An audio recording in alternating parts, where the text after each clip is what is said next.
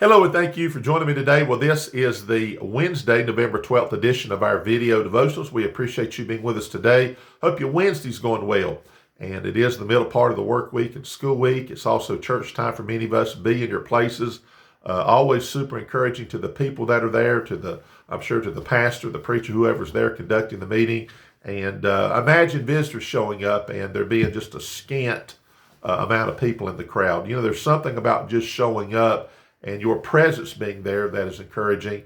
Even if you didn't say a word, you're just there, you're taking in, and letting God speak to you. So I say again, be in your places, make the effort to be there. You'll be glad you did, and it will be beneficial for everybody involved. Okay. All right, so we're going to be in John chapter 11 today. We're going to look at verses 11 through 16, so we're going to jump right into it. Thank you for watching the videos. We appreciate the comments, the acknowledgments, all of that.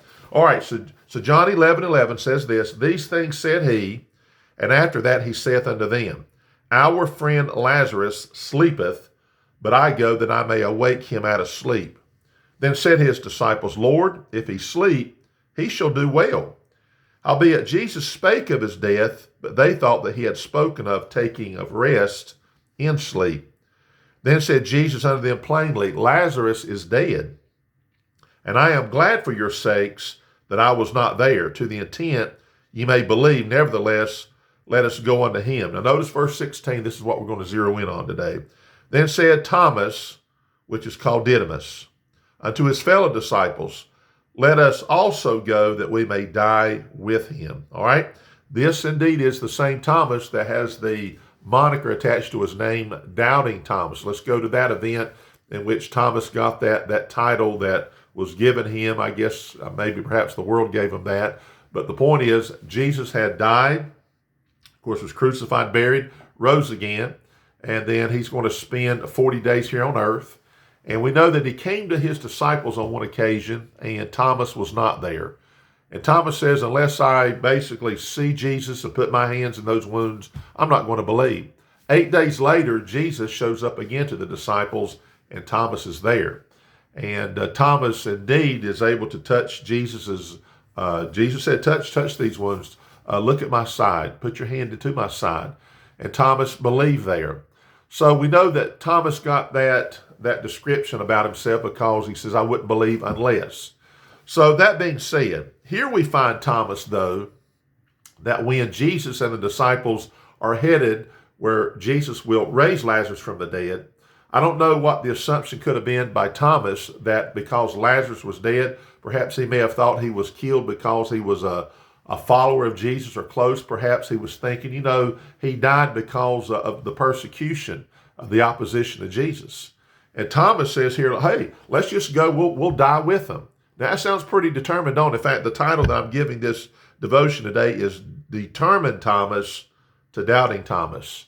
Determined Thomas to Doubting Thomas. There's also another occasion in which maybe we see how did Thomas go from I'm going to go and we'll all die together because Lazarus is dead, and maybe he assumed that was because of the persecution. Notice John 14, verses 4 through 6. Jesus is speaking, and whither I go ye know, and the way ye know. Thomas saith unto him, Lord, we know not whither thou goest, and how can we know the way? Jesus saith unto him, I am the way, the truth, and the life. No man cometh unto the Father but by me. Now that statement, we can put that anywhere in the Bible, of course, but here's Jesus saying it directly, to old Thomas. So Thomas in chapter 11, let's go die with him. Jesus makes a profound statement that the way you know.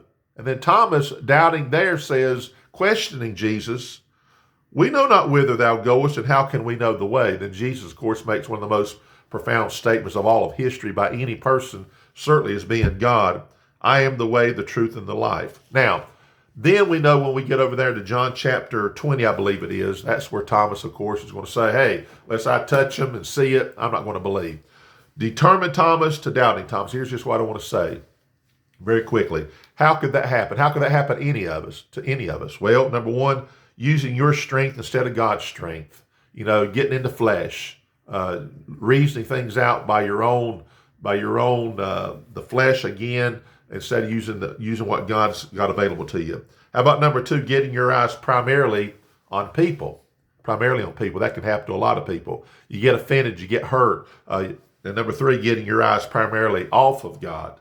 And so you say, well, I may not put my focus on people necessarily. Yeah, but you get your eyes off of God and everything can start to unravel. I'm talking about to believers. You can get yourself in a pretty bad position and your mind's just not right. And before you know it, you're acting like Thomas did after Jesus resurrected, instead of a Thomas that says, hey, if Lazarus is dead, let us go. Let us also go that we may die with him.